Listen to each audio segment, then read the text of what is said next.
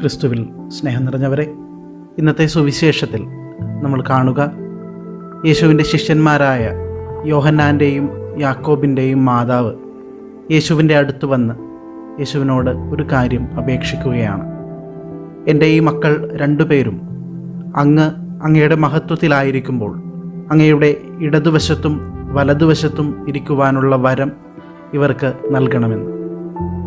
സ്നേഹം നിറഞ്ഞവരെ, യേശുവിനോട് കൂടെ 3 വർഷക്കാലം ജീവിച്ചിരുന്ന ഈ 2 ശിഷ്യന്മാർ മനസ്സിലാക്കാതെ പോയ ഒരു കാര്യം ഇതാണ്: യേശു എന്തിനാണ് ലോകത്തിലേക്ക് വന്നിരിക്കുന്നതെന്ന്. മറ്റുള്ളവർക്ക് വേണ്ടി ബലിയായി അർപ്പിക്കപ്പെടാനാണ് യേശുനാഥൻ ഈ ലോകത്തിലേക്ക് വന്നത്. പക്ഷേ തികച്ചും ഭൗതികമായ രീതിയിലുള്ള ആവശ്യങ്ങളാണ് ഇവരിവിടെ ഉന്നയിക്കുക. യേശു തൻ്റെ മഹത്വത്തിലായിരിക്കുമ്പോൾ തൻ്റെ ഇടത്തും വലത്തും ഇരിക്കുവാനുള്ള വരം ഇവർക്ക് നൽകണമെന്ന്. സ്നേഹം നിറഞ്ഞവരെ, നമ്മുടെയൊക്കെ പ്രാർത്ഥനകളും പലപ്പോഴും ഈ രീതിയിലുള്ള മാനുഷികമായ ആവശ്യങ്ങൾക്ക് വേണ്ടി മാത്രമായിട്ട് മാറിപ്പോകുന്നുണ്ടോ? നമ്മുടെയൊക്കെ പ്രാർത്ഥനകളിൽ ദൈവഹിതം നിറവേറുവാനുള്ള ആഗ്രഹം നമ്മൾ എത്രമാത്രം പ്രകടിപ്പിക്കുന്നുണ്ട്?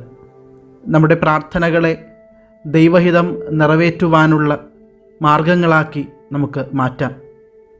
നമ്മൾ ഓരോ ദിവസവും പ്രാർത്ഥിക്കുമ്പോൾ, ദൈവമേ, എൻ്റെ ജീവിതത്തിൽ അങ്ങയുടെ ഹിതം മാത്രം നിറവേറട്ടെ എന്ന് നമുക്ക് പ്രാർത്ഥിക്കാം.